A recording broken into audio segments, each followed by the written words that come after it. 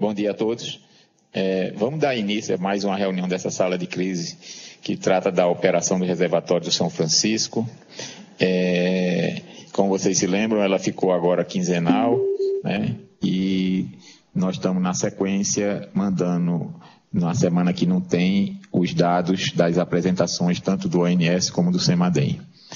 Bom, vamos inicialmente verificar as pessoas que estão acessando a sala através da videoconferência.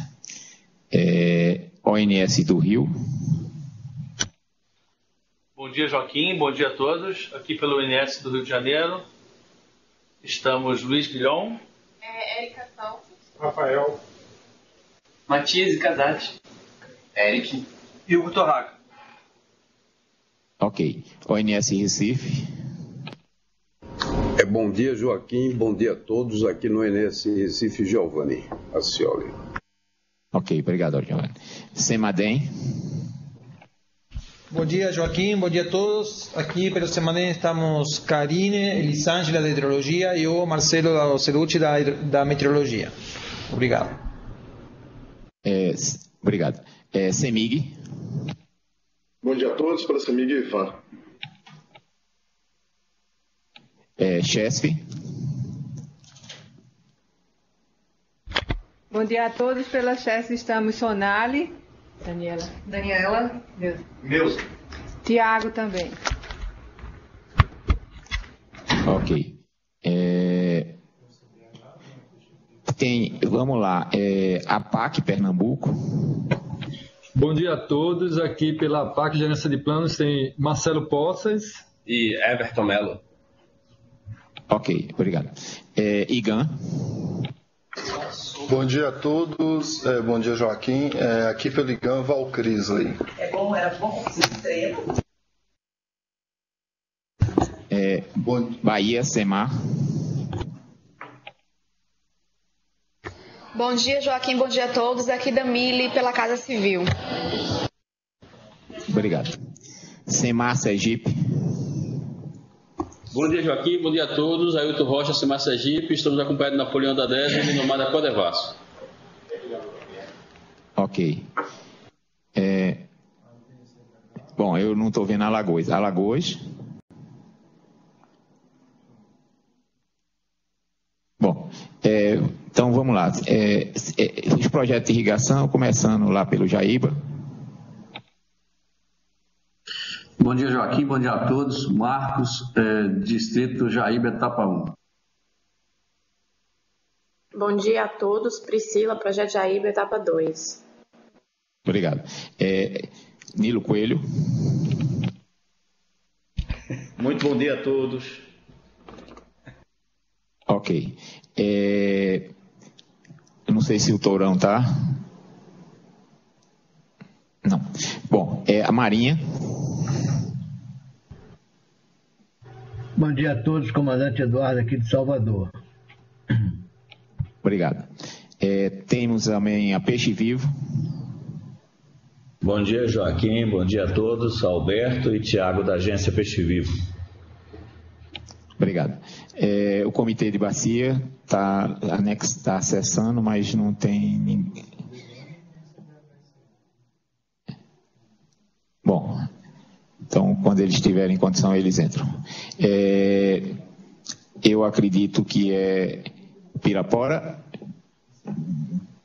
Escópia, que está como Escópia. Pirapora está na tela? Joaquim, bom dia. Romeu e Escópia também. Não sei se está aparecendo alguma identificação para você. Eu estou aqui em Recife. Ah, sim. Conseguiria acompanhar a reunião até às 11 horas, mais ou menos, ok?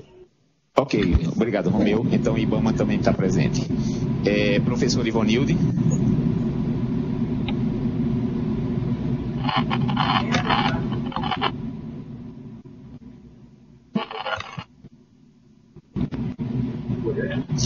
Bom dia a todos. Bom dia, Joaquim. Obrigado. Eu deixei de chamar alguém que está na tela.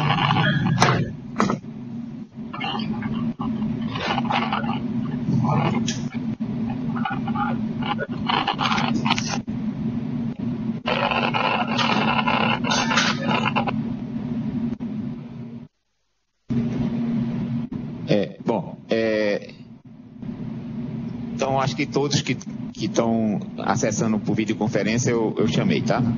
É só a professora Ivone para fechar. Hein, Joaquim, Codevasf, Tadeu e Cauê. Desculpe. É porque você não está me aparecendo aqui. Eu não tenho o título. Codevasf, mas a gente está vivo aqui. Tá certo, pode Tadeu se apresentar, por favor. Tadeu e Cauê.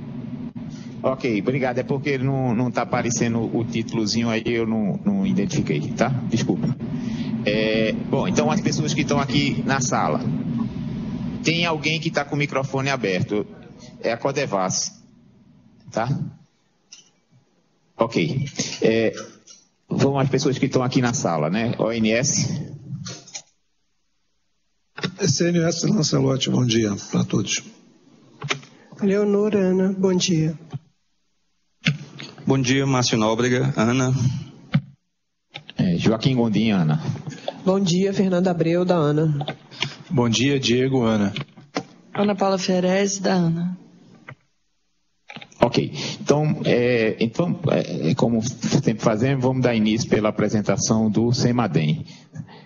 Por favor, Semadem, está na tela. Muito bem, Joaquim, muito obrigado. Bom, eu posso até adiantar muito rapidamente que não tem grandes novidades. Só um minuto. Ainda não está aparecendo. Sim, sim.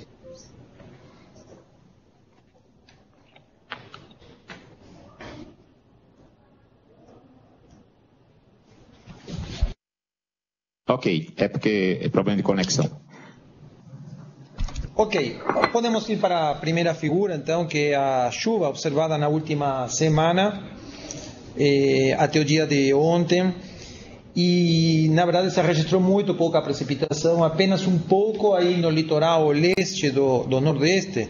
Mas vemos que no mapa da direita, inclusive, essa chuva na parte baixa do São Francisco ficou abaixo da MLT desta semana, desta época. Ou seja, a MLT que nós consideramos é a que vai do 14 de julho... Marcelo, me desculpe, só interromper. Todos estão conseguindo enxergar, nós não estamos vendo nada aqui. Não sei se é o problema nosso, todos estão vendo? Imagem. Alguém está vendo? Aqui está aparecendo. Tem alguém mais vendo? Ibama enxergando perfeito. Bom, então é problema lá em Nilo Coelho, tá? Busca aqui, tá ok. Ok, obrigado. Bom, vou tentar ser um pouquinho mais descritivo, então. Então, temos o mapa da chuva, né? A chuva mostra apenas alguma precipitação muito pequena, bem na costa, no litoral leste do Nordeste. E na parte que corresponde aí à parte baixa do São Francisco, entre Sergipe e Alagoas, vemos que a comparação com a MLT dá que choveu abaixo da média. Estava falando que essa MLT nós consideramos dia a dia, é uma média diária. Então é exatamente a média do 14 de julho ao 21 de julho que estamos considerando. Bom, na próxima figura está a avaliação da precipitação em toda a bacia do São Francisco, aquele gráfico que mostra a MLT em uma linha cinza fina e as barras azuis indicando a chuva dos últimos meses. Então a MLT para julho é 19,9, até o dia 21 choveu 1,9, ou seja, 10% da MLT. E considerando o ano hidrológico, basicamente 70% da média do ano hidrológico. Aí no gráfico de barras, eu destaco a transição muito abrupta que nós tivemos do período chuvoso para o período seco. Praticamente não houve transição, nós passamos quase direto para o período seco. Vejam, por exemplo, o mês de abril, que deveria ter chovido bem mais do que choveu. Então, isso significa que realmente a estação chuvosa acabou um pouco antes do que deveria. Bom, estamos sentindo o reflexo agora. E nos meses típicos do período seco, maio, junho, julho, sistematicamente também choveu abaixo da média. Bom, na próxima figura nós temos a situação meteorológica de hoje, bem típica de inverno. A parte escura, né, que aparece sobre todo o Brasil, indica céu claro, basicamente. Tem algumas nuvens muito de uma densidade muito pequena.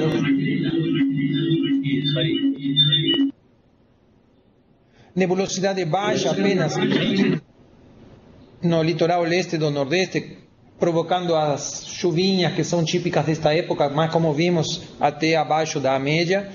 E em termos assim meteorológicos, o mais importante é uma frente fria que está na região sul, marcada aí com uma elipse na figura, mas essa frente ela vai se deslocar para leste, em direção ao oceano. Então ela não vai passar pela bacia do São Francisco, ela não vai provocar mudanças, inclusive não vai provocar chuva, como vamos ver a seguir, na bacia do São Francisco. Então podemos ver na próxima figura a previsão de chuva para a próxima semana.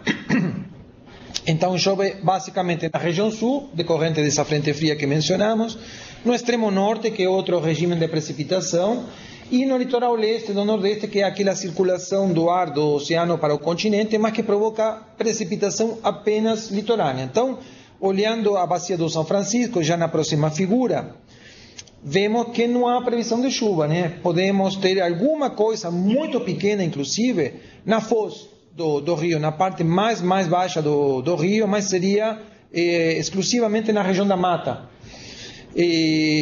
O modelo está indicando 1 milímetro, mas isso é, digamos, anecdótico. Basicamente não teremos precipitação na próxima semana. Aí a próxima figura é o trecho de Sobradinho. O modelo indica 0, né? 0.0, não tem a menor chance de chover. E na próxima figura, que está o trecho de Três Marias, a situação é muito parecida. O modelo faz uma promessa aí de 3 milímetros, bem para o final do período, mas até esse valor tão pequeno podemos colocar em dúvida. Então, de fato, não há previsão de chuva nos próximos dias em toda a bacia, fora alguma chuva muito pequena na foz do rio.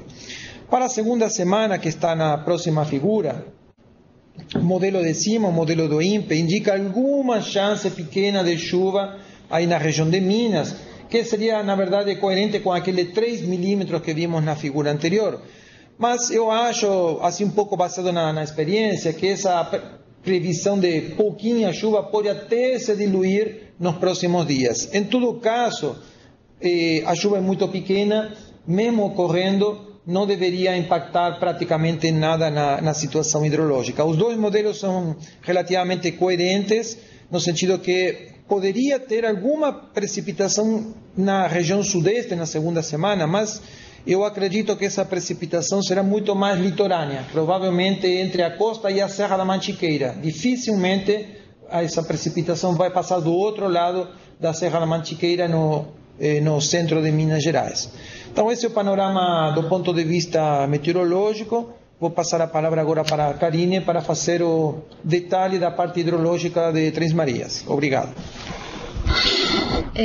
Bom, pessoal, focando então somente na bacia de Três Marias, no gráfico superior a gente acompanha então a precipitação, né? As barras azuis representam o que de fato foi observado e as barras cinzas representam a média histórica. Lembrando que agora para o mês de julho ainda não foi observado precipitações significativas nessa bacia, né? Entretanto, é bom lembrar que a média histórica para esse mês é de apenas 10 milímetros. Então, realmente é um período em que chove muito pouco nessa bacia. No gráfico inferior, a gente acompanha o desenvolvimento dos valores de vazão, né? A linha preta representa a MLT e a linha roxa representa o que vem sendo observado de dezembro de 2017 até julho de 2018. Então vejam na tabela ao lado que julho de 2018 nós estamos com valores consistidos pelo ONS em torno de 89 metros cúbicos por segundo. Isso representa algo em torno de 64% abaixo da média de vazão para essa bacia e para esse mês. No próximo slide, nós temos então a nossa previsão de precipitação na parte de cima do gráfico e a previsão de vazão na parte de baixo do gráfico. Vejam que, novamente, como o Celute acabou de falar para vocês, nós não temos esperanças de precipitações significativas nessa bacia para os próximos 10 dias, de acordo com o que está sendo mostrado. No final do nosso período de previsão, existem alguns membros que colocam algum valor de precipitação. Entretanto, ainda está muito cedo para a gente afirmar que de fato pode existir essa precipitação ou não. E na parte inferior do gráfico, acompanha a linha vermelha, ela representa a média dos membros de previsão de vazão. Vejam que para os próximos 10 dias, nós temos ali valores médios na ordem de 71 metros cúbicos por segundo, né, de previsão. E em termos de projeção para os próximos meses, no próximo slide, por favor, nós temos então cada linha pontilhada colorida do gráfico representando os cenários de vazão para os próximos meses, né? O nosso alcance está entre agosto e novembro de 2018. A MLT de vazão para esse período é em torno de 283 metros cúbicos por segundo, né? E num cenário de precipitações próximas à média climatológica, né, o modelo hidrológico nos indica vazões na ordem de 109 metros cúbicos por segundo, o que representa algo em torno de 38% da MLT para este período, né? Aqui a gente colocou também um cenário de precipitações críticas, que se representa o cenário em que nós tivemos a precipitação menor já observada do período agosto-novembro. Né? Esse período ele cai no ano de 2004, né, que nós tivemos precipitações na ordem de 57% da média histórica de precipitações. Então, nesse cenário, né, são esperadas vazões na ordem de 53 metros cúbicos por segundo para todo o período, o que representa em torno de 19% da MLT para esse período. Então, vejam que no gráfico, acompanhem aquela linha marrom mais espessa na parte inferior do gráfico, nós temos as vazões mínimas mensais já ocorridas nessa bacia. Vejam que grande parte dos nossos cenários, eles ficam acima desses valores de vazões mínimas históricas. Então, o que não nos leva a crer que nós teremos uma quebra dos recordes mínimos históricos, né, até o final de setembro, para essa bacia.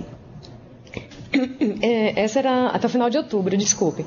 E para novembro, né, quando já começam a se elevar os valores de vazões, né, dependendo da quantidade de precipitações que se observe, a gente pode começar a ter um leve aumento nos valores de vazões. Entretanto, é necessário que a gente acompanhe, né, o desenvolvimento do início da estação chuvosa para que a gente afirme melhor essa afirmação. Essa era a nossa contribuição para hoje e nós ficamos à disposição. Ok, obrigado. Marcelo, se você pudesse fazer um relato que nos últimos dias tem saído notícias sobre o El Niño do ano que vem. Então, se você pudesse atualizar sobre esse assunto, já evitaria umas 10 perguntas sobre isso. Ok, Joaquim, sim.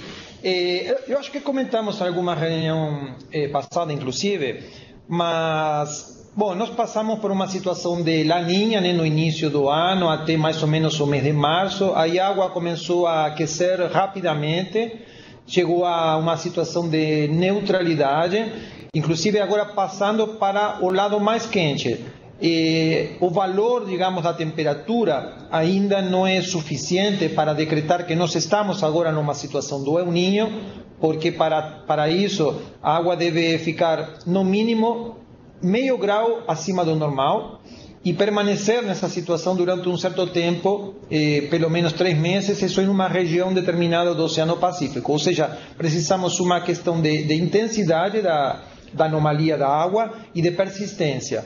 Mas, se a temperatura do mar continuar aumentando, mais ou menos na taxa que está aumentando, é muito provável que para o final do ano, início do próximo, nós tenhamos já configurado um fenômeno do El Niño. Não há um consenso ainda sobre qual seria a data exata que começaria, nem qual seria a intensidade. Mas, assim, uma primeira previsão seria que nós teríamos um El Niño de intensidade fraca a moderada, já no início da próxima estação chuvosa, aí entre setembro, outubro ou novembro. Mas... qual que seria o impacto possível? O fenômeno do El Niño, ele costuma aumentar as chuvas no sul do país e diminuir no nordeste. Por exemplo, é uma notícia ruim para o norte do semiárido. Mas na região de Minas Gerais, onde nós temos a cabeceira do São Francisco, o El Niño não tem um impacto muito grande. Só nos anos que tem um El Niño forte, costuma haver uma estação chuvosa muito mais irregular. E quando eu digo irregular, não é uma estação chuvosa ruim, senão, digamos, regiões com muita mais chuva do que outras, alguns eventos, inclusive, de chuva muito intensa, e períodos mais chuvosos seguidos de períodos mais secos. Ou seja, irregularidade mesmo. Na média, talvez, acaba dando a mesma média que anos normais. Então, eu acho que a gente tem que ficar acompanhando. Em princípio, não é um fato relevante para a bacia do São Francisco a possibilidade de ter um El Niño, pelo menos no que se refere à chuva nas cabeceiras. Na parte baixa do São Francisco, no norte do semiárido, ali até poderia ter um impacto negativo, mas, digamos, para o foro que nós estamos tratando aqui, não teria, em princípio, um impacto considerável. E se tiver, também é muito difícil de prever. É muito difícil fazer previsão com meses ou semanas de antecedência naquela região sudeste. Basicamente é isso. Não sei se tem mais alguma pergunta. Não, tranquilo. É porque, na verdade, essa notícia sempre é recorrente, né? E sempre induz a perguntas sobre essa questão do El Niño. Mas você explicou bem que o impacto na bacia do São Francisco se dá principalmente pelo aumento da irregularidade, mas não necessariamente no aumento da chuva, né? Ou diminuição da chuva. É isso, né? É isso mesmo, exatamente. Ok. Bom, algumas outras pessoas entraram e eu vou dar a oportunidade, é só dar um alô. O comitê de bacia entrou. O Anivaldo, se você puder dar o alô, só. Bom dia a todos e a todas aqui de Maceió. E eu gostaria depois, em outro momento, trazer aqui as primeiras propostas para a realização daquelas audiências públicas que nós propusemos e foi acatado aqui pelo Fórum sobre os impactos de enchentes futuramente na calha, ou seja, nas bordas do Rio São Francisco. É uma coisa que nós viemos trabalhando e agora já temos algumas ideias já postas. Fizemos uma reunião aqui com representantes da Chesf e do governo de Sergipe, notadamente a Ailton, que também faz parte da Câmara Técnica de Articulação Institucional do Comitê, e montamos. As datas ainda não estão totalmente definidas, mas daqui a pouco eu darei os detalhes sobre essa questão. É isso aí. Obrigado.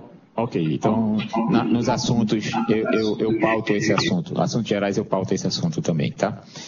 Doutor Antônio Arthur. Bom dia, Joaquim. Bom dia a todos. Obrigado, doutor. Eu não consigo identificar, tem alguns Scope Mobile só.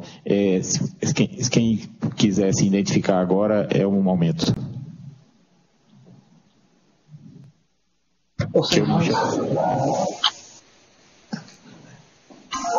Pode falar, está ouvindo agora, pode. Bom dia a todos, Renato, Pirapora. Alguém mais gostaria de se identificar?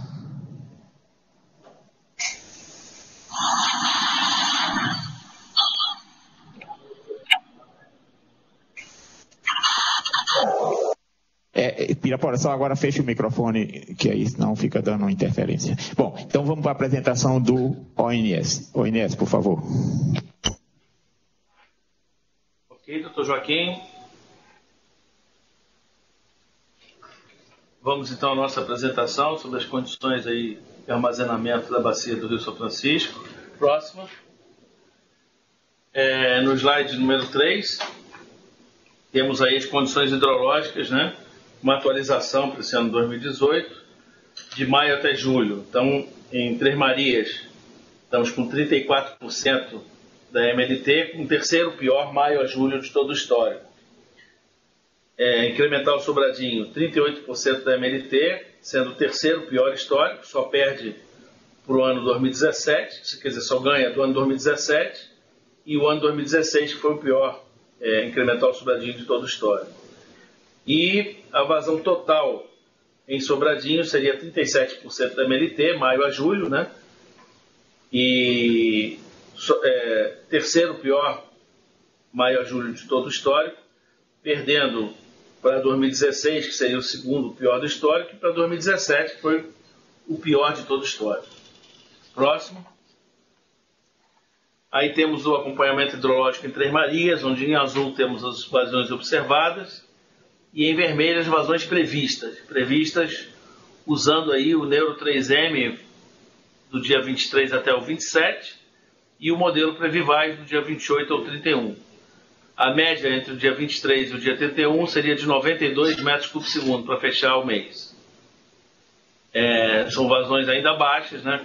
Se mantém essa recessão, essa tendência de recessão na bacia em virtude da ausência de precipitação.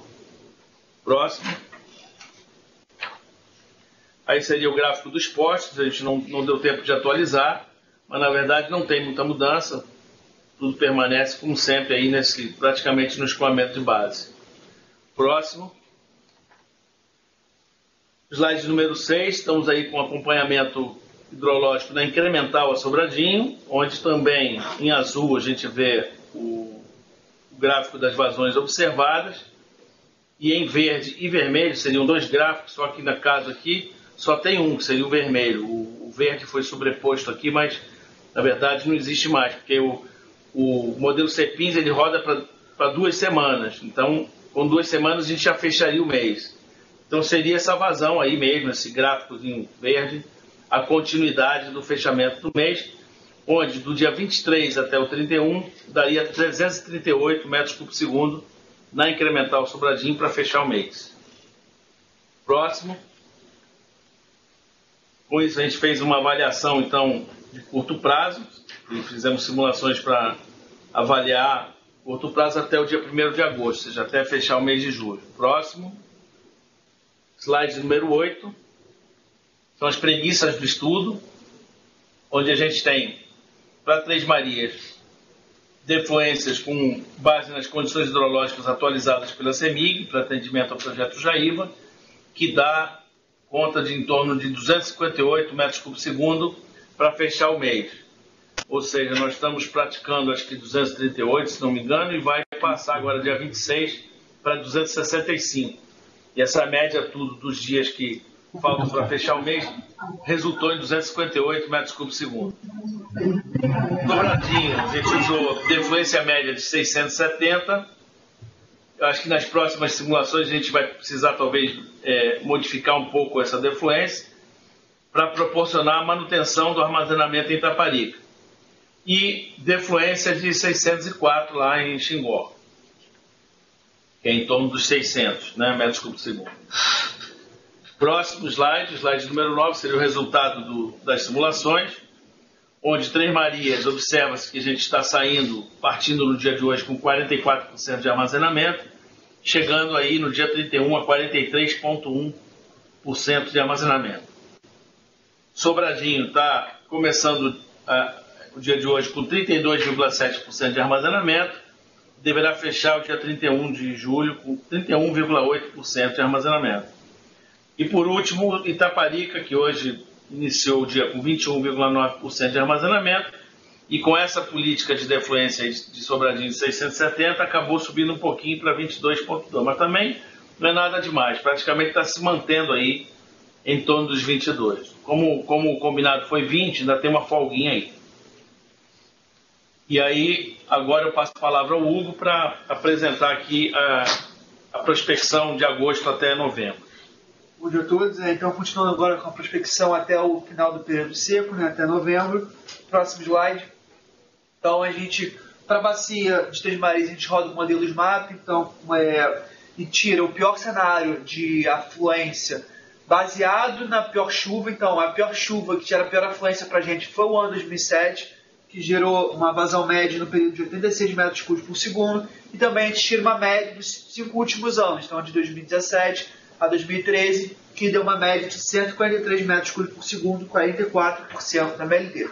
As defluências, como o Guilherme já falou, está utilizando as defluências informadas pela CEMIG para atendimento ao projeto Jaíba. Não tem tido mudança nas defluências, a última mudança que a gente teve foi 7 de junho, então a gente está mantendo essas defluências propostas pela CEMIG. Próximo slide. Então, a evolução do armazenamento com ambos os cenários, com o cenário 2007, que é o pior, gera pior afluência no período, e a média dos últimos 5 anos, a gente fica ali em torno dos 30%. O pior cenário com 28,4% e a média dos últimos 5 anos, 32,3%. Então, a gente continua em volta aí da nossa meta de 30% em Três Marias, com o pior cenário um pouco abaixo e a média dos últimos 5 um pouco acima. Próximo slide.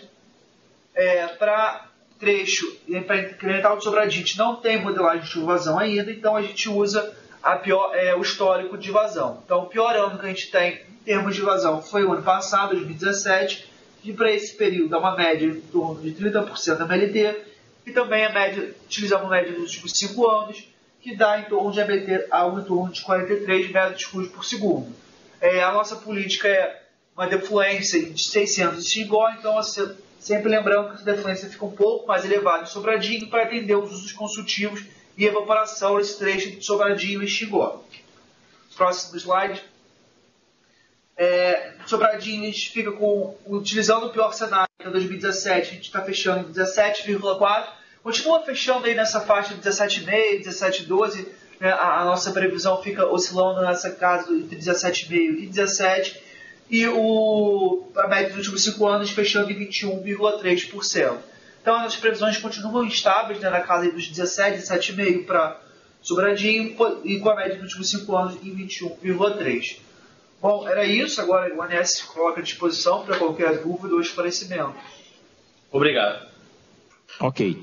Então, só relembrando, nós tínhamos 3 metas, né, para o final do período seco.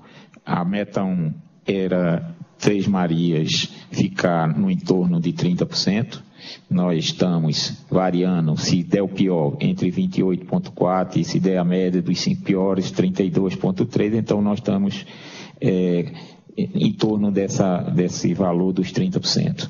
Para Sobradinho, nós fixamos como meta para o final do período seco os 15%, nós estamos com se acontecer o pior, 17,4%, se acontecer a média dos 5 piores, no entorno de 21%. Então, também estamos dentro do que planejado. E para Itaparica, acima de 20%, então estamos com 22%, está também dentro do planejado. Então, por que se consegue ter uma estabilidade nas previsões? Porque nós estamos agora simplesmente usando o que nós chamamos de descarga de base. Então, a descarga de base ela varia muito pouco no tempo em relação a outros valores históricos, né? Então, é importante ver que há uma certa estabilidade nas previsões, que só podem ser alteradas significativamente se tiver variação brusca nas defluências, né?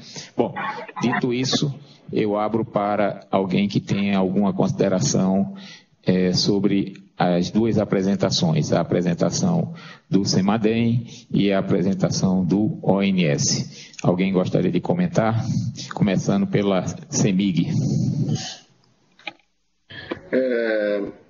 Eu só queria primeiro alinhar depois com o ONS, Joaquim, essa questão acho que tem um desvio do nível atual, Guilherme. Eu vi na sua simulação aqui para 1º de agosto, você coloca que o nível esperado seria de 43,1, mas agora nós já estamos com o nível um pouquinho abaixo disso, 42,45. Então não sei se teve algum problema na hora de captar os dados operativos, né, para a simulação. Mas isso não muda muita coisa em termos de, né, perspectiva de médio e longo prazo. E um segundo item, eu queria ajustar depois, pedir para o Marcos, o pessoal do Jaíba, para poder me enviar as cotas atualizadas lá do projeto, para a gente poder atualizar a simulação dos cenários de defluência, entendeu? Ver se a gente continua caminhando dentro daquilo que a gente tinha perspectiva, para poder atualizar o nosso simulador aqui. Seria só isso. Obrigado. Ok, então o ONS depois dá uma olhada nos dados, mas em tese você tem razão. Nós já estamos um pouco abaixo do planejado para o final do mês, para Três Marias. Bom, Chesf, algum comentário nesse momento? Não, bom dia, Joaquim, sem comentários no momento. Ok, bom, então eu vou passar para Igan. Igan, algum comentário inicial sobre essa fala do ONS Semadem, mostrando que nesse período não tem chuvas, né, para vocês, e tem um impacto do El Niño que pode vir, mas que aumenta a irregularidade, mas não necessariamente diminui a quantidade. Tem alguma coisa adicional que você gostaria de comentar? Não, Joaquim, sem comentários. Ok. Bahia? Algum comentário? Sem comentário, Joaquim. Ok. Sergipe? Sem comentário, Joaquim. Só você viu que as chuvas na região de vocês, que estamos no período chuvoso na faixa leste do Nordeste, está abaixo da média também, né? Então, deve estar tendo algum tipo de repercussão nos sistemas hídricos de vocês, por conta de que se tinha que chover em algum canto, a possibilidade era em Alagoas e Sergipe, não está chovendo, né? Bom. Exatamente. Isso é importante só para saber, porque principalmente para o abastecimento daquela população rural difusa no interior de Alagoas e Sergipe, né? Pernambuco, alguma consideração? Não, sem comentário, Joaquim. Ok. Bom, então eu abro para os demais participantes, se tem alguém que queira comentar alguma coisa sobre as previsões. Nós passamos a reunião para ser exatamente de 15 em 15 dias, por causa dessa estabilidade que nós estamos vivendo agora nesse período, né? Nós vamos ter uma estabilidade muito grande em função de as condições meteorológicas não flutuam. Então, a descida se dá pela queda da vazão e estabilização nas vazões defluentes, né? Então é isso que está acontecendo nesse momento, e por isso que as reuniões passaram a ser quinzenais. Mas eu pergunto se alguém tem alguma coisa adicional a comentar. Não. Bom, então vamos para a terceira parte a segunda parte da nossa reunião, que são Joaquim, comentários. Sim, por favor. Joaquim, por favor, Amauri, bom dia para todos. Ficou aventado lá atrás que em agosto poderíamos rever a possibilidade de ver esse dia do Rio ser extinguido.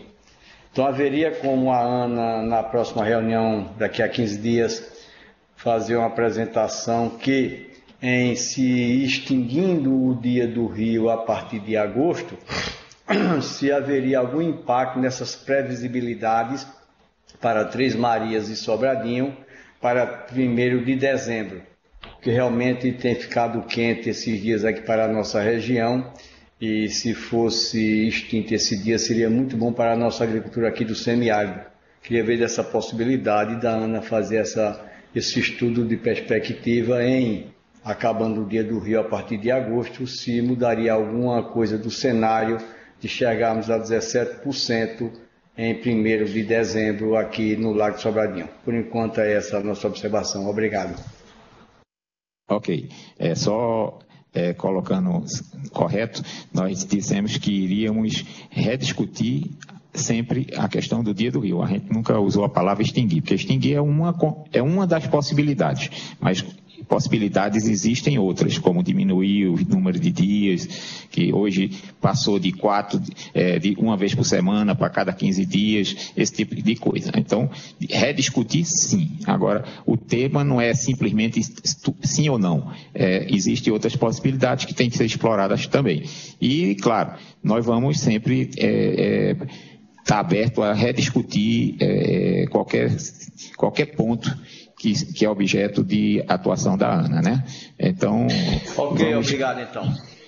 vamos sim discutir sempre, tá? Então, vou ver como a gente pode incorporar essa discussão na próxima reunião, articulando com a ONS e com o pessoal do setor de operação da ANA. Mas, para ser concreto, não porque depois essas coisas são gravadas e sai na imprensa. A ANA vai extinguir o Dia do Rio, ou está discutindo a extinção. Não é isso. Ela vai sempre ter a possibilidade de rediscutir a aplicação do Dia do Rio, mas não está nesse momento em nenhuma hipótese a discussão de simplesmente extinção, tá? Bom, alguém mais gostaria de comentar? Não.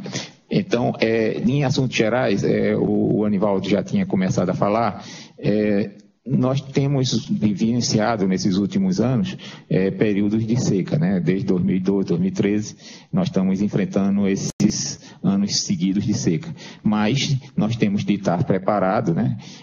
Para a eventualidade que vai existir sempre de termos inundações na bacia. E o Anivaldo tinha começado a falar no sentido de que existem procedimentos, vamos dizer assim, que antecedem a cheia, quer dizer, o plano de preparação, tem todos uns procedimentos, tanto por parte dos agentes operadores dos reservatórios, também como pela população, de ocupação de área de risco, aviso para essa população em caso de necessidade, tudo mais. Então, nós tínhamos articulado no passado que teríamos reuniões com essas representações regionais, principalmente na região mais afetada pelas essas inundações, que é a região do Baixo São Francisco, mas também entre Três Marias e Sobradinho, que existem muitos afluentes não controlados que também têm possibilidade de inundações naquelas áreas. Então, Anivaldo, o que você tem agendado sobre isso? De fato, esse é um dos papéis do comitê, está colocado como um eixo do nosso plano de recursos hídricos da bacia, como o comitê vem trabalhando o plano a partir desses eixos, temos em relação a esse problema duas frentes de trabalho. Uma, a segurança de barragens, que é um assunto que nós estamos detalhando no contexto da nossa Câmara de Planos, Programas e Projetos. E o outro eixo, a outra direção do trabalho, é exatamente o impacto que enchentes poderão ter no contexto das áreas de inundação. Como nós temos tido uma estiagem de 2013 para cá, então, do ponto de vista do imaginário popular, digamos assim, e até mesmo ribeirinho, apesar da memória, né, das pessoas, mas há sempre uma tendência de achar que o tempo vai passando, estamos num contexto de aquecimento global, enfim, secas muito prolongadas, pode dar a impressão de que não teremos mais enchentes, e aí as áreas de inundação elas começam a ser ocupadas indevidamente, sobretudo em contexto onde as municipalidades, as prefeituras exercem muito pouco controle sobre essas áreas. E isso agrava o problema porque são as prefeituras que têm a tutela do uso e ocupação do solo, ou seja, estão na linha de frente as prefeituras, né, da ordenação desse problema. Nós tivemos, nos últimos meses, a necessidade, principalmente aqui em Xingó, no sistema Chess, a necessidade de pontualmente, em função da oscilação do suprimento de energia eólica e questões atinentes à operação do sistema, em alguns dias, horas, às vezes, até a necessidade de ter um certo aumento brusco, não é? nas defluências, e notou-se que mesmo pequenas alterações já causam, evidentemente, digamos assim, reclamações, apreensões, e isso digamos assim, com pequenas elevações, não é? Apontando na direção de que quanto mais melhorar o sistema de alerta, melhor.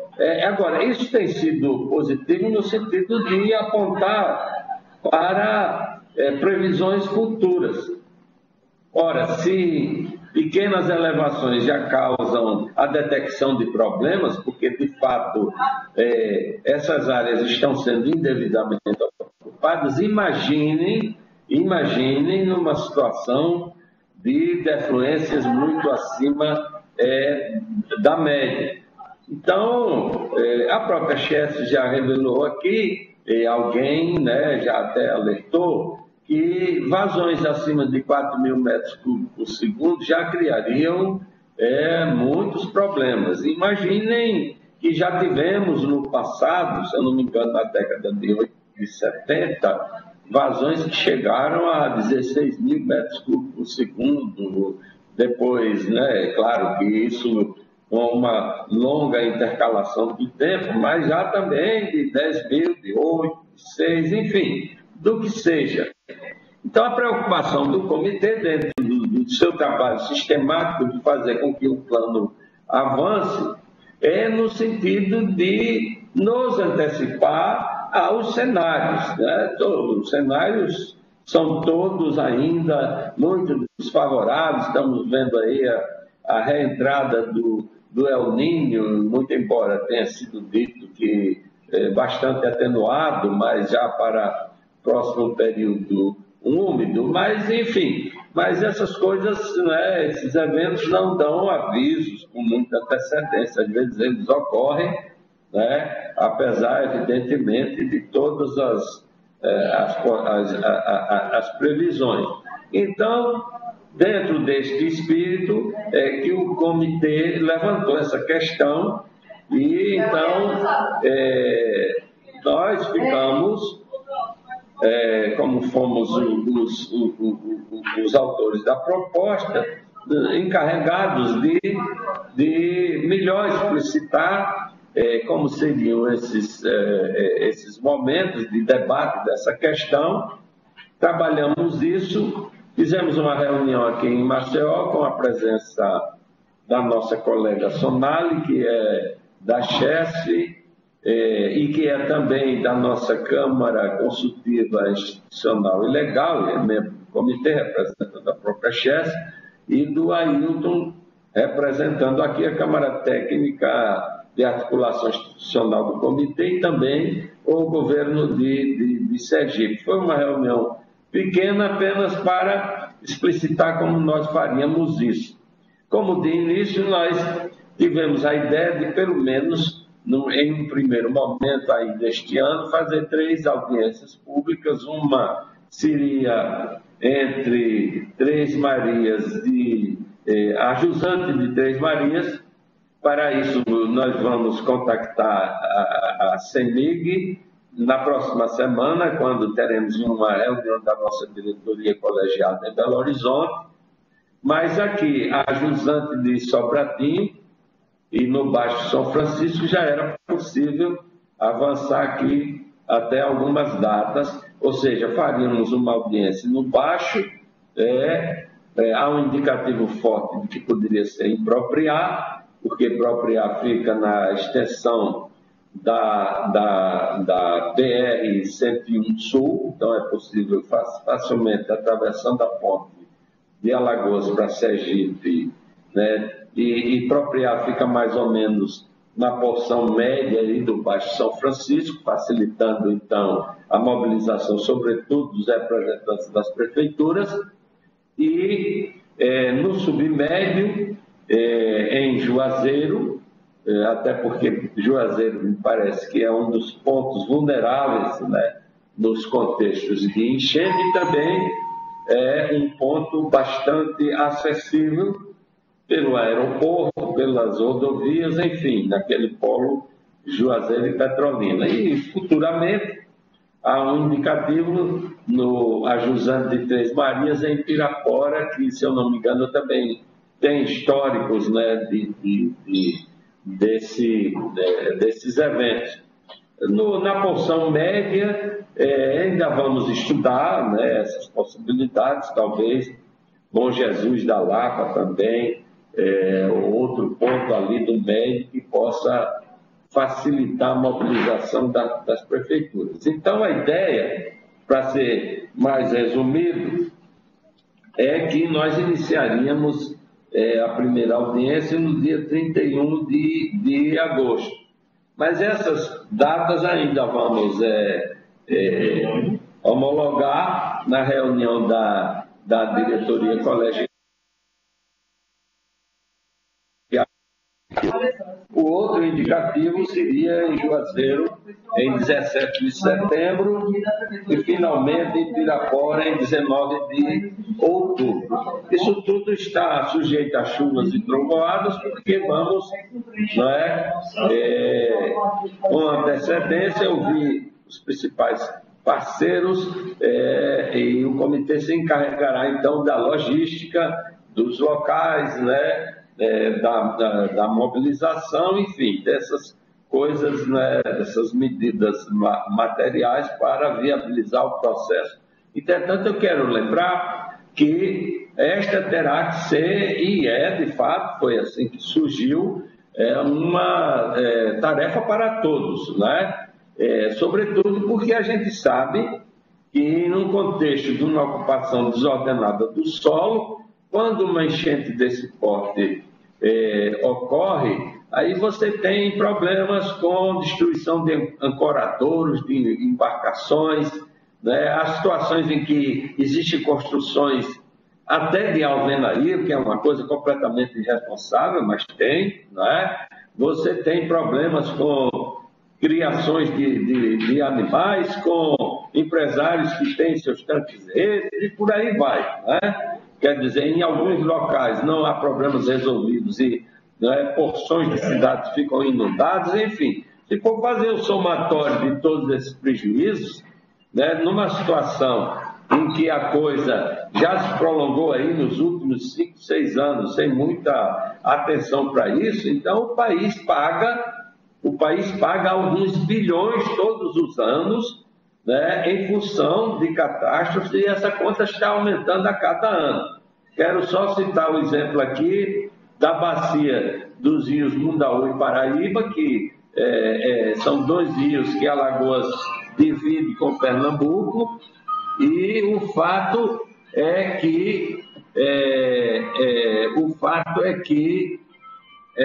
essa situação levou, na reconstrução da última enchente, que foi em 2010, custou mais de 2 bilhões de reais em reconstrução de casas, de conjuntos, etc, etc. Agora, imagine isso transportado para as dimensões do São Francisco. Então, o que nós queremos apenas num contexto de uma audiência pública, cujo objetivo é coletar sugestões e fazer com que cada um dos entes, né, que tem, né, relação mais direta com a operação dos reservatórios, com o uso e ocupação do solo, com controle de vazão, com projetos, etc, etc, nós queremos que cada um, evidentemente, explicite qual será o seu papel, e aqui, evidentemente, que a Agência Nacional de Águas, a Defesa Civil, não é? E as companhias de hidroeletricidade que operam os reservatórios, e outros entes do sistema, inclusive o próprio comitê, possam então trocar ideias, né? O objetivo, evidentemente, é que todos, né, estreitem, digamos assim, os laços para que, numa situação como essa, preventivamente, né, se consiga fazer o dever de casa. Mas eu queria salientar, sobretudo, que o objetivo é tornar todos conscientes, principalmente as prefeituras, porque cabe a elas, como eu já disse, o planejamento disso tudo. Mas, na situação digamos assim, abandono que vivem os municípios numa federação distorcida como é a brasileira, onde a União praticamente centraliza tudo, o município, evidentemente, às vezes tem até plano diretor, mas quem garante que os planos diretores são aplicados, né? E até que nível? Né? Quem garante que essas coisas estão sendo, de fato, acompanhadas? Então, a ideia, né, já tinha sido explicitada aqui, é de uma coisa muito objetiva. Essas audiências tomarão, talvez é a ideia mais correta, uma manhã inteira, iniciando às 9 horas com um bom coffee break até 13 horas, né, estendendo um pouquinho mais se for necessário, e elas seriam encaminhadas da seguinte forma. No caso aqui do submédio e do baixo, a chefe teria a palavra, em primeiro lugar, para explicar para as pessoas como é que o sistema funciona.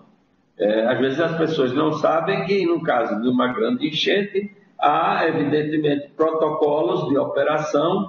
Em determinado momento, as comportas, evidentemente, têm que ser abertas. Então, é necessário que os agentes municipais, sobretudo os usuários da água, saibam de como o sistema funciona. De como funciona o sistema de alarme, aí, evidentemente, de como funciona a defesa civil nesse contexto, qual é o estado da arte, evidente aí, do trabalho da defesa civil, junto com a defesa civil dos estados, junto com as brigadas dos municípios, como é que isso pode ser melhorado, né? E, sobretudo, o sistema de alarme ser entendido. E, no segundo momento, há alguns trechos que a própria CHES, a Agência Nacional de Águas, tem trabalhado juntos para verificar como está em alguns, né, trechos aí o processo de ocupação aí dos perímetros de inundação. Enfim, nós estávamos prevendo 3 intervenções. Uma seria, no caso do submédio e do baixo, a primeira da CHES, junto com a Agência Nacional de Águas, né, para essa questão de explicar como os reservatórios funcionam, como essa política funciona. Em segundo momento, explicar, evidentemente, qual foi o histórico dessas enchentes. É bom que todos saibam como foi o histórico disso. No segundo momento, a Defesa Civil, né, apresentaria, de preferência, em contato com a Defesa Civil dos estados, né, faria um levantamento aí de como essas coisas estão, né, sendo tratadas no caso específico aí da calha do São Francisco, e finalmente se daria a palavra aí a algum representante das associações dos municípios dos estados, no caso da primeira audiência de Alagoas e de Sergipe, para que eles dessem, evidentemente, a pontuação aí dos municípios. Quem é o público-alvo? Sobretudo as prefeituras municipais, mas também os usuários da água. Quer dizer, são audiências abertas ao público, mas nós vamos, evidentemente, focar, né, em um público-alvo muito específico, que são, volto a dizer, os donos de bares e restaurantes, os proprietários de embarcações, as colônias de pesca, né, as associações de agricultores, né, de alguma forma também os irrigantes, né, porque captam água, tem seus sistemas de captação, precisam estar alertados para isso também. Enfim, quase todos aqueles que de fato usam a água e que precisam estar conectados, né, nessa situação. Quer dizer, digamos assim, a possibilidade de que todos, né, estejam conscientes de que esse cenário poderá acontecer. E, segundo lugar, né, que Deus ajuda quem madruga, como diz Anivaldo, só porque para não lamentar depois. Então, essa é o contexto. E só para encerrar, Joaquim, no dia 27 nós vamos bater o martelo. É evidente que nós vamos oficializar a ANA, vamos oficializar a CHESF e a CEMIG, vamos oficializar o OMS, vamos oficializar as associações de todos os grandes usuários e, sobretudo, as prefeituras.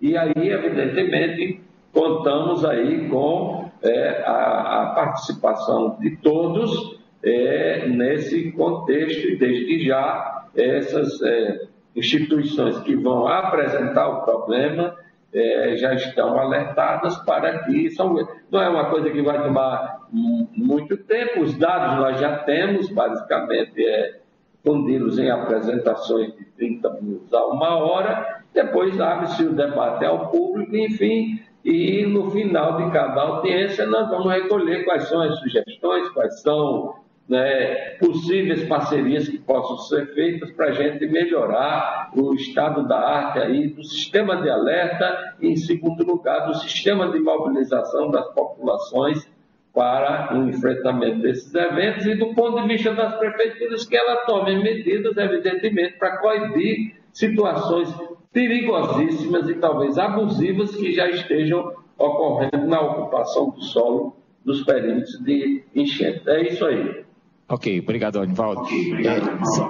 Só para entender, a agência ela tem um contato direto com o ONS no aspecto do planejamento das ações que nós chamamos plano anual de cheia, né? Então, é feito um planejamento desse cheia. Então, depois a gente discute com você, Anivaldo, a sequência, né? Então, a sequência normal de apresentações é primeiro, antes da própria CHESF, uma apresentação do ONS sobre o plano de cheia da Bacia do São Francisco. Né? Então, mas a gente detalha na sequência depois a participação da ANA, do ACHES, do ONS e da CEMIG, né?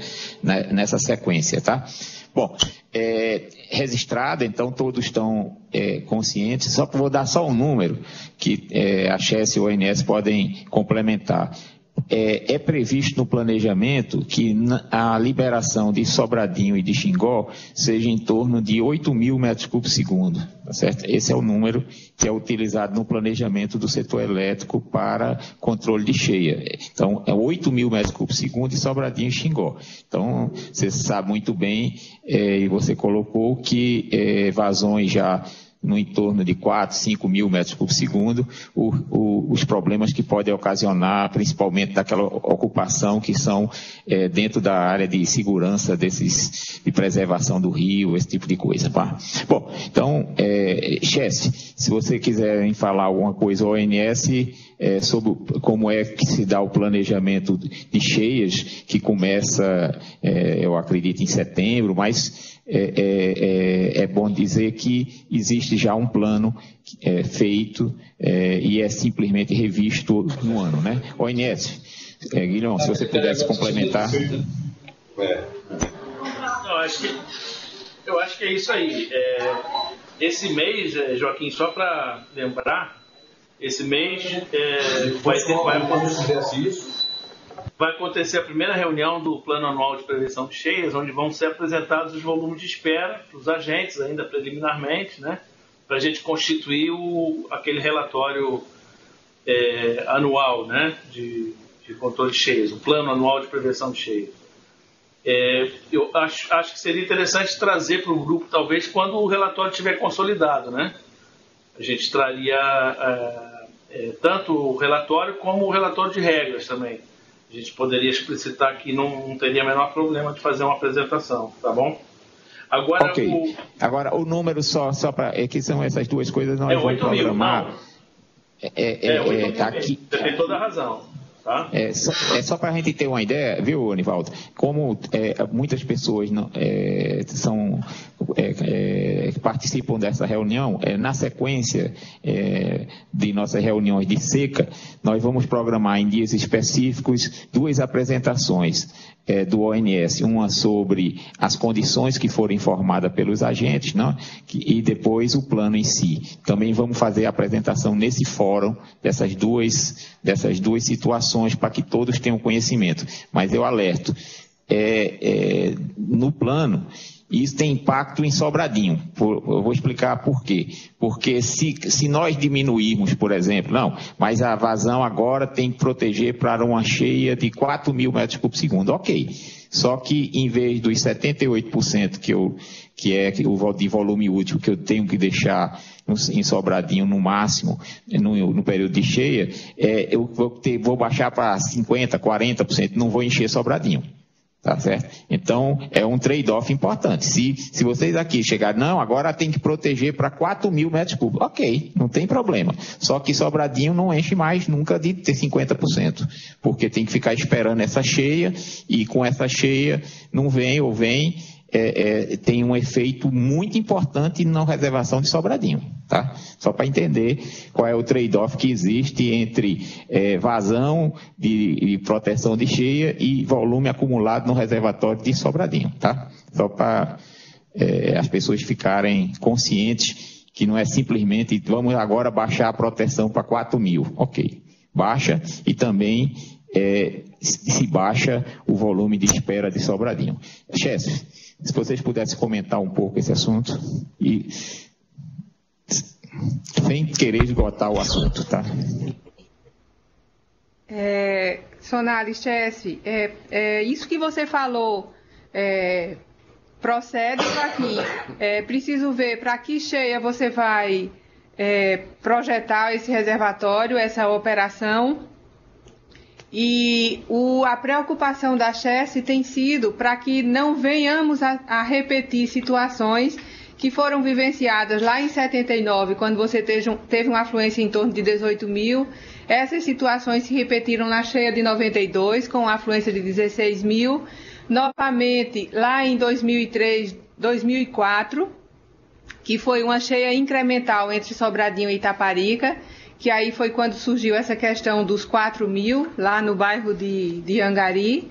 Então, a ideia, conforme Anivaldo colocou, é de fato uma reunião em que se coloque como é feita a operação do reservatório. Tem até uma frase que Ana Catarina colocou nessa reunião, Ana Catarina de Alagoas, que eu achei muito boa para chamar a atenção de todos. É que cheias aconteceram, e se fala desse histórico, e depois se fala que cheias podem acontecer, vir a acontecer novamente. E aí se fala de como se dá a operação dos reservatórios para tratar essa questão, e como o setor elétrico tem um plano anual de prevenção de cheias, que é revisto anualmente. Ele é um plano anual e ele também tem regras, diretrizes e restrições para atuar nesse período. Seria importante e necessário que os outros atores da bacia, em especial os municípios, também tivessem um plano para fazer frente a essas situações quando elas ocorrerem. E aí eu vou mais adiante, não só municípios, mas também os outros usuários da bacia também terem um plano de como atuar numa situação como essa. É isso. Ok, só para que as pessoas podem não estar entendendo, a gente está discutindo seca e a gente está agora com cheia. É porque tem impacto forte na acumulação, tá certo? Existe um plano, só explicando um pouco mais detalhado para as pessoas que não têm um conhecimento mais específico, que diz o seguinte, qual o nível do reservatório tem que estar para ficar esperando uma cheia na época chuvosa. E hoje esse nível, por exemplo, chega a ficar no entorno de 78% do volume útil, ou seja, em determinadas épocas do ano não se pode ter o Sobradinho com mais cheio do que isso, porque ele tem que estar esperando uma cheia e ele tem que proteger para uma vazão defluente de 8.000 metros cúbicos por segundo. Se for fixado um valor diferente desse 8.000, se recalcula qual o nível que Sobradinho está. Isso significa que uma necessidade de rebaixar ainda mais Sobradinho. E rebaixando Sobradinho, corre o risco de ele não acumular água suficiente para os anos seguintes de seca. Tá certo? Então, tem a ver muito com o que nós estamos discutindo hoje, que é segurança hídrica, né? Então, controle de cheia, ele tem um viés que é limitar o volume que o reservatório fica em determinadas épocas do ano, tá? Então, pode ter um impacto sim, e é por isso que nós discutimos também nas épocas secas, porque tem reflexo nela. Alguém gostaria de fazer algum comentário? A Mauri, do distrito de Luqueiro. Joaquim, é relevante essa sua colocação, porque a enchente de 79 eu vivenciei e presenciei aqui, que estava afluindo 18 e defluindo de 13 e pouco, segundo o que a Axé essa época informava, que era o motivo de visita à Barra de Sobradinho naquela março, abril, maio de 2079. Em 79, tá certo? Nesse momento também, há de se começar a discutir que o aumento de tirada de água do São Francisco, com essa transposição que se fala que está em operação para até o Ceará e para todo o Nordeste, aqui 5 estados do Nordeste, a Bahia também fala em tirar alguma coisa para ela também, é que há uma necessidade também de já se pensar num plano anual desse, novas reservações de água do Rio São Francisco. Eu já toquei nesse ponto várias vezes e não é o foco nesse comitê, mas como abriu outros pontos, é interessante também falar aqui para o presidente do Comitê de Bacia, que talvez se veja a necessidade de se estudar pontos de reservação de água ao longo do Rio São Francisco, porque se baixa de 8, como você falou, para 4, sai de 78 para ficar com 50 lá para meados de outubro, novembro, para ele voltar a encher e só soltar água e ter um espaço maior para armazenar água, ou dar enchentes, porque encheu o reservatório, que chega, passa. Como secou tudo, o que chega, passa só o fio d'água.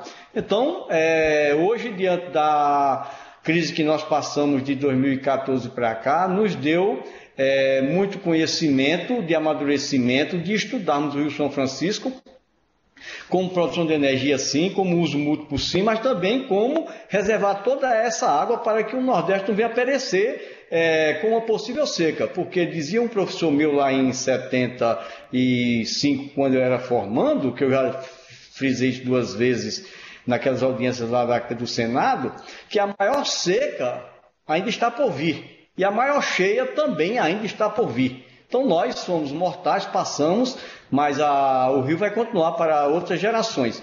Então o passado nos ensina que a gente deve se preocupar com tudo isso, inclusive com novos barramentos de água para termos reservas de água para enfrentar toda e qualquer crise e novos revezamentos, locais de reserva à água, nós possamos também acumular mais água num nível maior. É essa preocupação também que eu coloco para que o grupo também, ao participar dessas reuniões que vai haver, que eu entendi muito bem pelo senhor presidente de Bacia, a gente também possa participar aqui em Juazeiro, não resta dúvida que vamos participar, mas que todos os que faz esse comitê, essa discussão que a gente participa toda segunda-feira, agora quinzenal, a gente acorde para isso, porque realmente foi um aprendizado muito forte e da agora por diante a demanda só cresce para que está aqui hoje planeje isso para 50, 100 anos. Você está de parabéns, Joaquim, com essa preocupação sua, porque não é ver só um problema, é ver o todo para hoje, amanhã e depois de amanhã. Essa é a nossa colocação por enquanto. Obrigado. Okay. Joaquim? Giovanni. Por favor. Eu só queria tirar uma dúvida, eu não sei se alguém pode aí me responder. É o seguinte, o 8.000, a restrição, ela foi estabelecida pela Comissão Interministerial após a grande enchente de 79. Aí eu fico com a dúvida, na realidade, porque já temos aí praticamente 40 anos de operação aí do reservatório de Sobradinho, e esse volume de espera hoje, que é da ordem de 6.400, como o Sonalo explicou, ele sempre foi o balizador em termos de volume associado a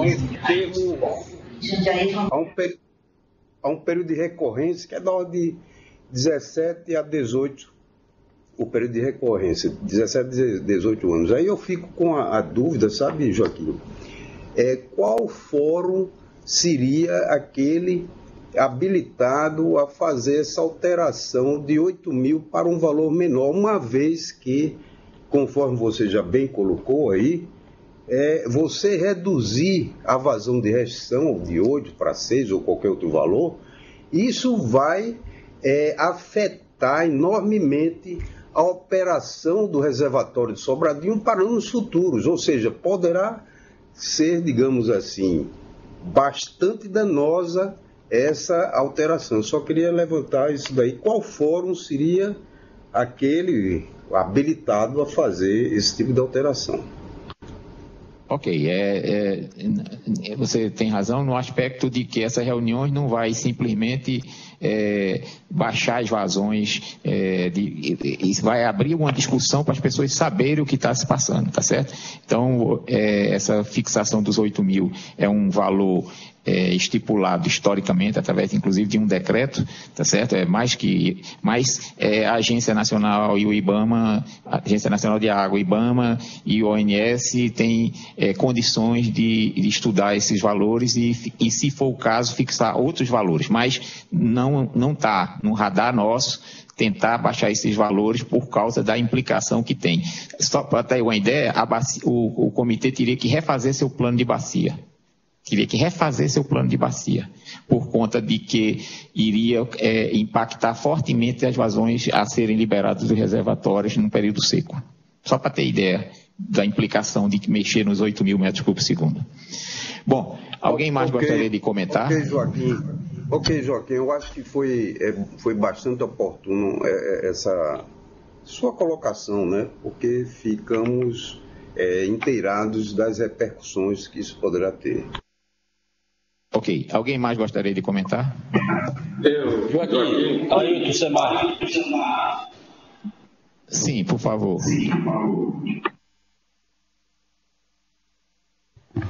Joaquim, notadamente que tudo isso tem que ser observado, mas eu quero reforçar e louvar a iniciativa do Comitê do São Francisco, que, buscando essa parceria com a Chesf e a ANA, em boa hora, está se propondo a fazer essa discussão para que se assuma uma postura proativa diante dessas questões.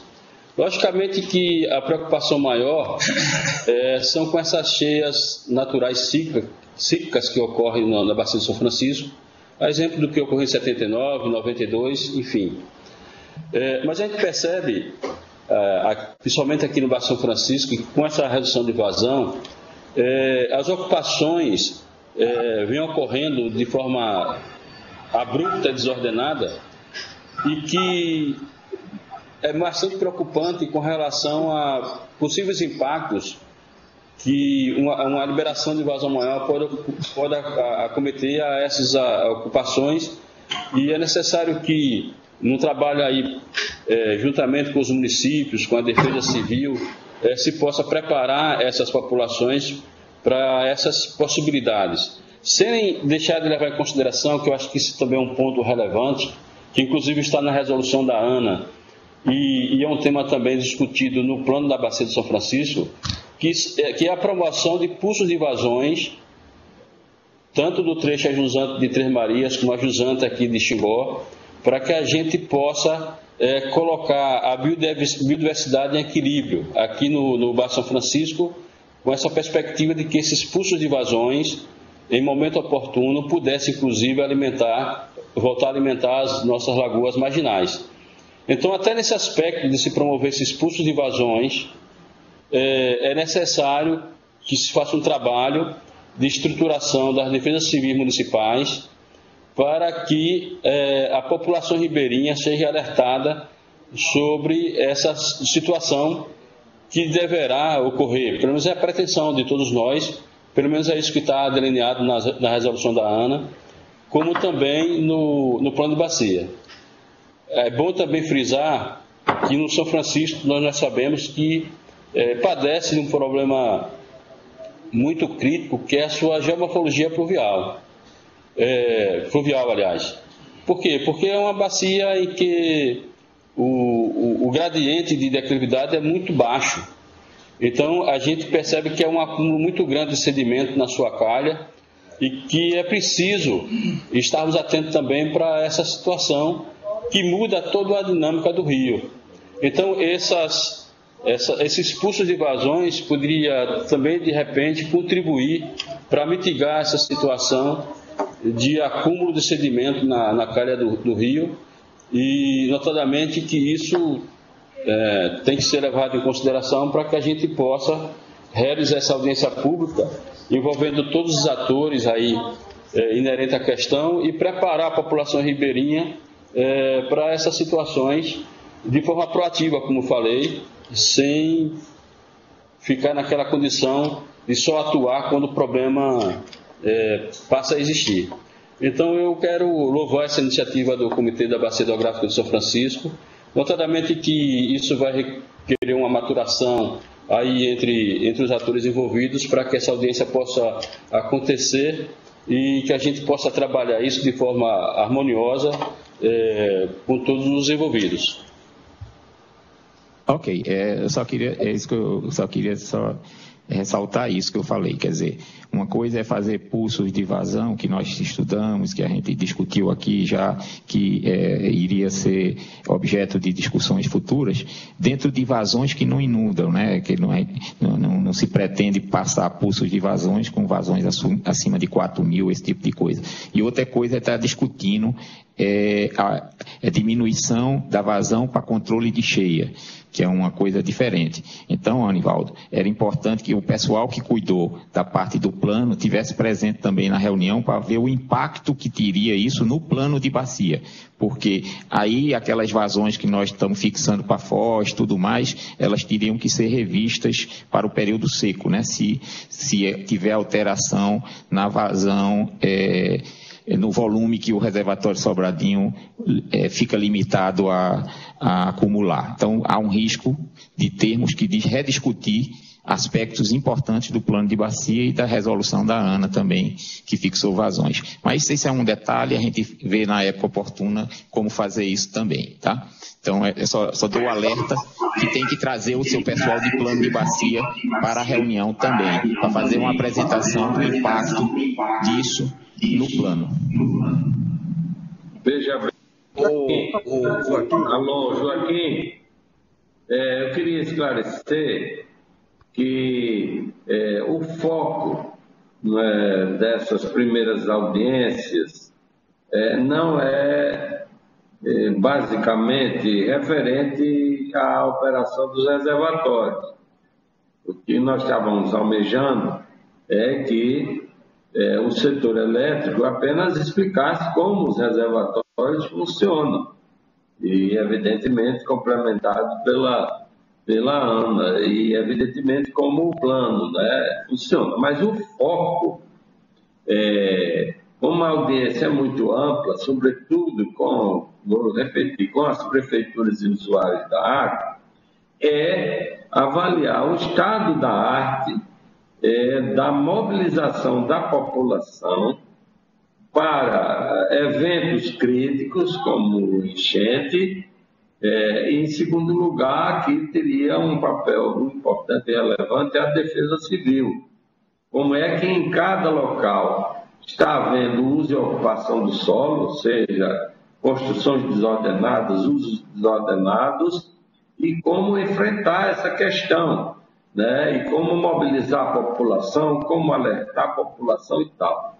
Esse contexto aí de volume de espera, essas outras dificuldades, como elas são de caráter mais técnico, podem ser até levantadas, mas não é ali, naquele espaço, que serão resolvidas.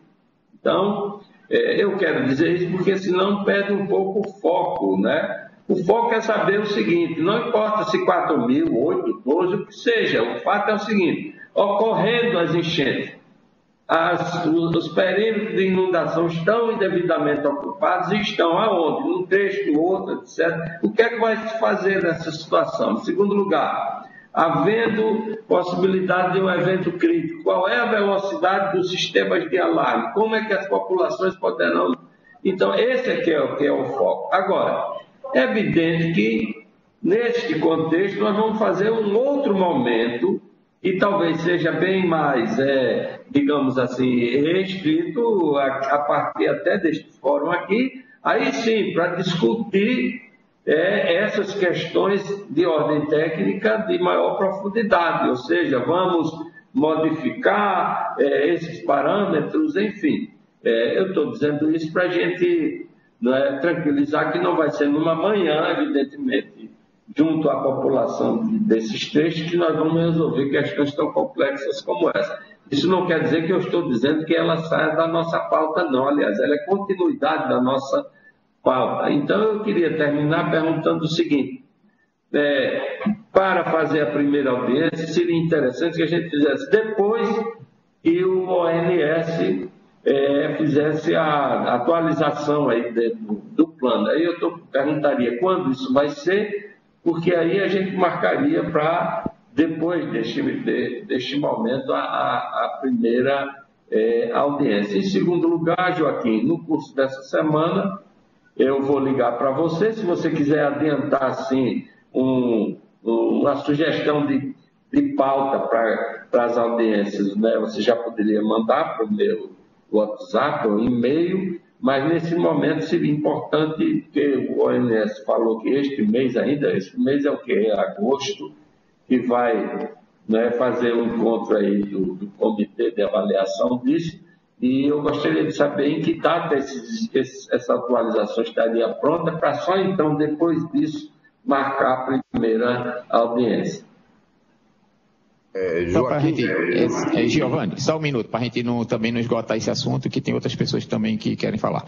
Mas é só para entender que é possível sim, no meu entender, marcar reuniões, inclusive antes do fechamento do plano do ONS, porque o plano do ONS tem alterações, mas não são tão significativas em relação aos anos anteriores. Quer dizer, então, os números mais macro são comuns. Então, claro, sujeito a algum ajuste depois, mas é possível sim, no meu entender, marcar essas reuniões nas datas que você falou. E nada impede que algum ajuste possa ser feito depois e o ONS comunicar, tá? Porque os planos, por exemplo, o ano 17, 18, é perfeitamente apresentável, tá certo? E as conclusões de 17, 18 são muito próximas do que vai ser a conclusão de 18, 19, tá?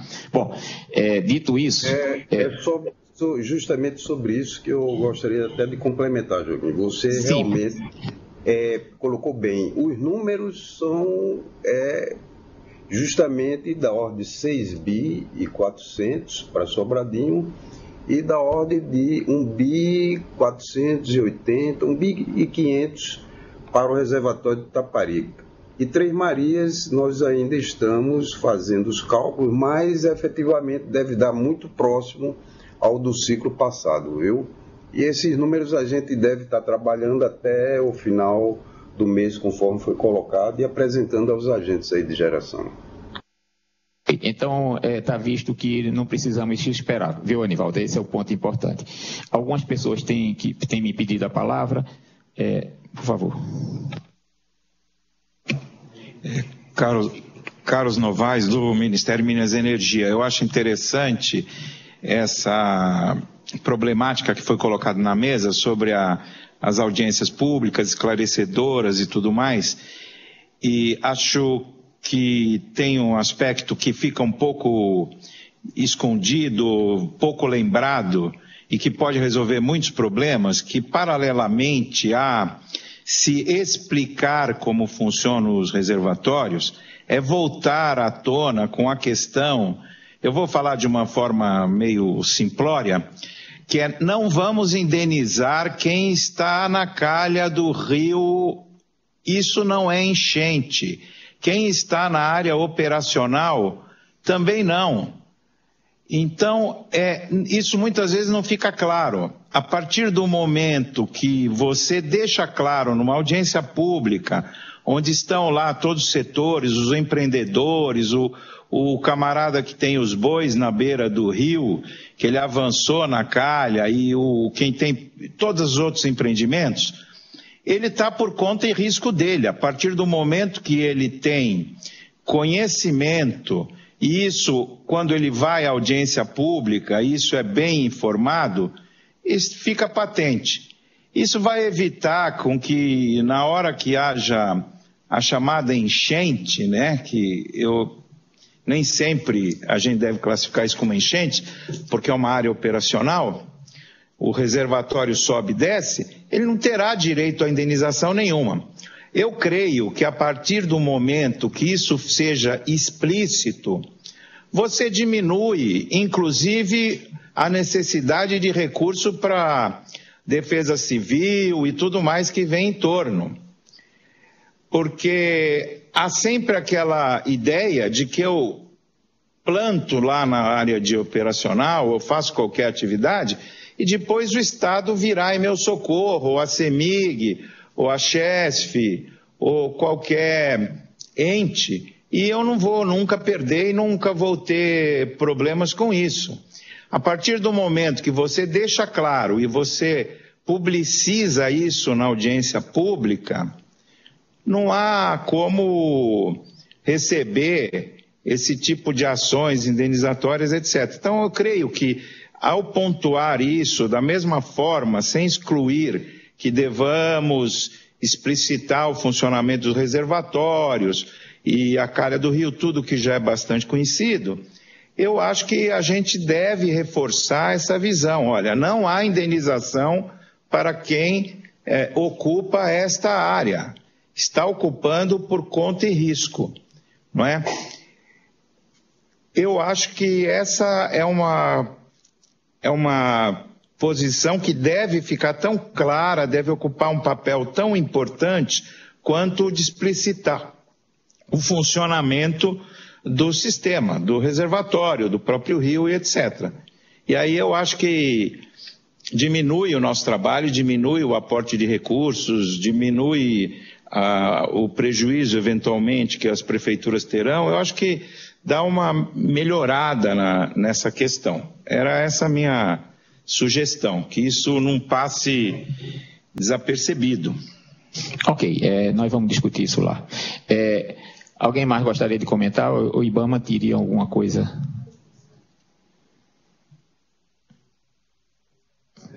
Bom, alguém mais gostaria de comentar?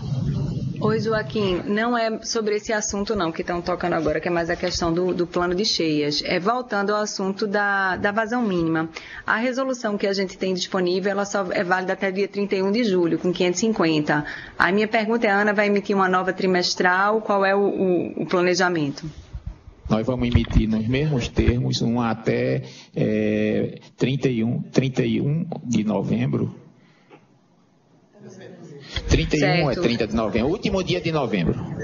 Certo, igual a do dia do Rio, não é isso? Que foi emitida recentemente. Exatamente, vai ser, ela vai entrar na pauta da próxima reunião da diretoria da ANA e deve ser publicada nos próximos dias, tá? Certo, tá ok, obrigada. Tá. Alguém mais gostaria de comentar sobre algum tema? Bom. Joaquim? Sim, por favor. Guilhom aqui do NS. Não, eu só queria retomar aquele assunto que foi colocado aí pela CEMIG, porque nesse entretempo eu fui lá acessei ali nossa base de dados e não confere o que a CEMIG falou, tá? Então a gente, se realmente o nível está outro, nós estamos recebendo dado errado na nossa base. Eu tenho aqui dado de fechamento do dia de ontem, ou seja, 0 horas do dia de hoje. Cota de Três Marias, 562,38 metros, 43,92% de armazenamento. Que arredondando dá os 44 do qual a simulação está partindo. Então, a gente depois precisaria acertar isso, tá? Então, em princípio, esses dados, pela ótica do que o INS está enxergando, estão corretos, tá bom? Tá, então depois eu quero uma coisa muito específica, vocês se acertam e depois na próxima reunião vocês comentam, tá? Alguém mais gostaria de comentar? Joaquim. Sim, Silvio. Eu queria colocar o seguinte, com relação à função da barragem. Se você pudesse se identificar, só um minuto, Silvio, se você pudesse se identificar. Silvio Medeiros da Balexport, Petrolina, região aqui de Petrolina e Juazeiro, polo de irrigação. Com relação à função da barragem Sobradinho, controlar cheias, manter regularidade na vazão no Baixo e Médio São Francisco, são conflitantes. Se faz necessário, a Mauri até colocou, um urgente estudo de novos reservatórios, porque a região Nordeste, a irrigação, sustenta uma barreira à migração para o Centro-Sul. Milhões de pessoas vivem das águas do São Francisco. Hoje, com a instalação do Dia do Rio, muitos pequenos produtores colonos que não estavam preparados com reservatórios estão sofrendo bastante, tendo em vista que seus projetos de irrigação foram dimensionados para trabalhar durante toda a semana e hoje tem um dia a menos. Isso representa 15% a menos da sua vazão. Já vi comentários de alguns produtores nos colocando que tem que optar ou por erradicar as fruteiras, alguma área, ou reduzir a produtividade geral da área. Então, é urgente o estudo de novos reservatórios para dar segurança hídrica à bacia do São Francisco.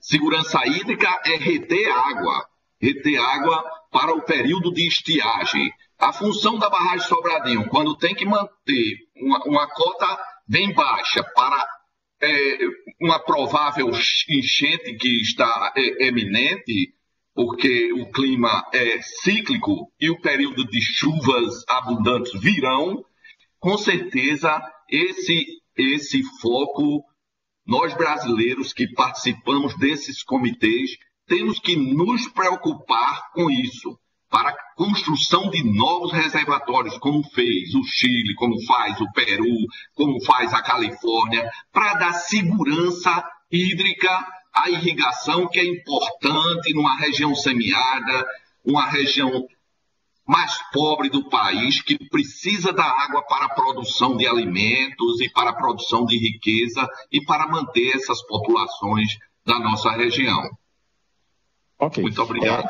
Só para a gente ver os fóruns, para a gente estar sabendo do que a gente trata, né? Esse fórum aqui, ele na verdade trata das questões mais operacionais com os meios que nós temos hoje disponíveis, né? Então, o que você está colocando de maneira apropriada é discutir a implementação da aumento de armazenagem. Eu entendo que esse é um assunto que está afeto também mais ainda ao plano de bacia, que deve ser discutido dentro de um contexto maior, também com o comitê e com os órgãos gestores estaduais e tudo mais, porque muitos reservatórios ficam localizados e muitos não, principalmente ficam localizados em rios de domínio dos estados, né? Então é um ponto importante que você coloca. Só coloco que nesse fórum aqui nós estamos discutindo aspectos relativos às condições operacionais com os recursos que nós dispomos. Os recursos que nós dispomos são os reservatórios hoje existentes, quer dizer, nosso horizonte de planejamento é mais curto, vai até, por exemplo, esse horizonte que nós estamos discutindo agora vai até 1º de dezembro. Então, o que você fala é de uma coisa mais estruturada, de longo prazo, que tem que ser discutida e nós entendemos que cabe aí um comando importante para o Comitê de Bacia discutir questões de implementação de novos reservatórios, tudo mais, dentro do seu planejamento mais amplo da bacia, tá? Mas o que você falou tem razão, o mundo todo tem investido muito nessa questão de aumento da armazenagem, principalmente em função de uma nova variável que entrou, que é as mudanças climáticas, que faz com que os eventos sejam mais extremos e, com isso, os reservatórios tenham um papel importante no controle e na adaptação para essas mudanças climáticas. Alguém mais gostaria de comentar? Eu, Joaquim. Sim, por favor. Olha, só que se você pudesse, vamos dizer assim, só tocar um pouco no assunto. Não, exatamente. Eu tenho a obrigação de colocar o seguinte: a bacia geográfica do Rio São Francisco tem um plano diretor aprovado, mais de 6 mil pessoas foram ouvidas, todos os segmentos de usuários, a sociedade civil, a academia, todos os órgãos da União dos Estados, dos municípios. Então, eu sugiro ao Dr. Silvio Medeiros que estude o plano, porque lá estão considerações, inclusive, sobre o assunto que ele coloca, só que essas propostas terão que ser confrontadas, né, no futuro. Claro, a discussão sempre continua, a realidade é dinâmica, mas com muitas outras variantes, né, que precisam ser levadas em conta. Em primeiro lugar, é preciso dizer que os usos são múltiplos, não existe só uso para irrigação. Irrigação tem um limite de disponibilidade que pode ser atendido, a partir do qual você instalaria, então, a insustentabilidade, não é este o objetivo. Você tem usos aí para abastecimento humano, para agricultura, turismo, enfim. E precisa lembrar também que o rio precisa chegar ao oceano, porque na foz do Rio São Francisco você se confronta com toda uma região estuarina onde as pessoas têm interesses produtivos, né? Inclusive os interesses produtivos da região estuarina estão altamente prejudicados pela diminuição de vazões, com mudanças de cultura que se tornaram inviáveis pela intrusão salina, como por exemplo plantio de coco, plantio de arroz e várias outras situações que já são concretas, onde os produtores perderam a condição de produzir. Portanto, é evidente que todas essas considerações precisam levar em conta todos os trechos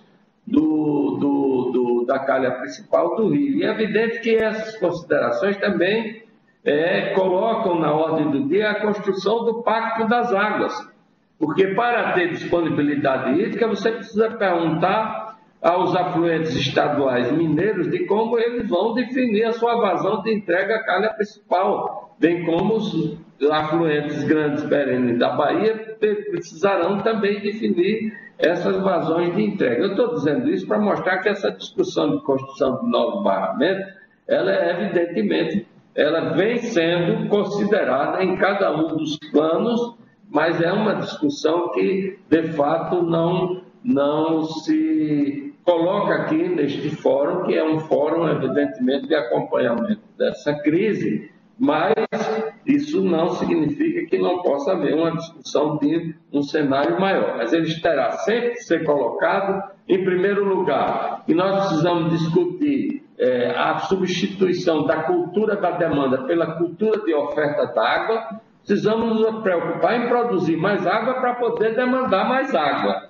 Então, essa questão terá que ser colocada dentro de um contexto onde as várias funções dessa grande orquestra funcionem para que a gente possa, então, atender a todas as demandas, que são muitas demandas, só aumentam e a oferta só diminui. Então, esse aqui é o grande dilema que nós vamos ter que enfrentar, determinando para cada uso da água qual de fato é a sua disponibilidade, para que dentro dessa disponibilidade a gente possa ver como o rio vai atender a tudo isso, mas se mantendo também ainda com um elemento que é fundamental, que é a manutenção do ecossistema, porque o rio não é um canal de cimento onde passa só água, o rio é um ecossistema que tem diversas funções, inclusive função de paisagem, está no imaginário da população, as populações ribeirinhas, né, têm uma relação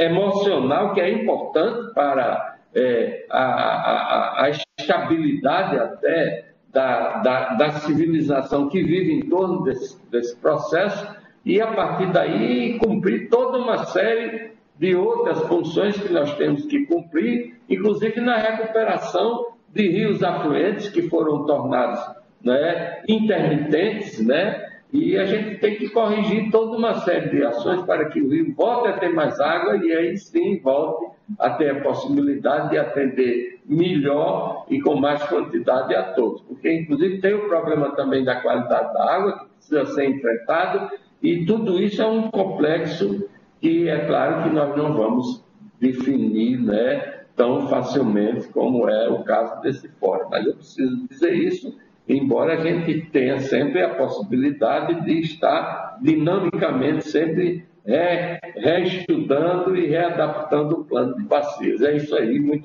muito obrigado a todos. Bom, esse assunto eu acho que foi suficientemente explorado. Então, alguém tem mais algum assunto de natureza geral que gostaria de comentar?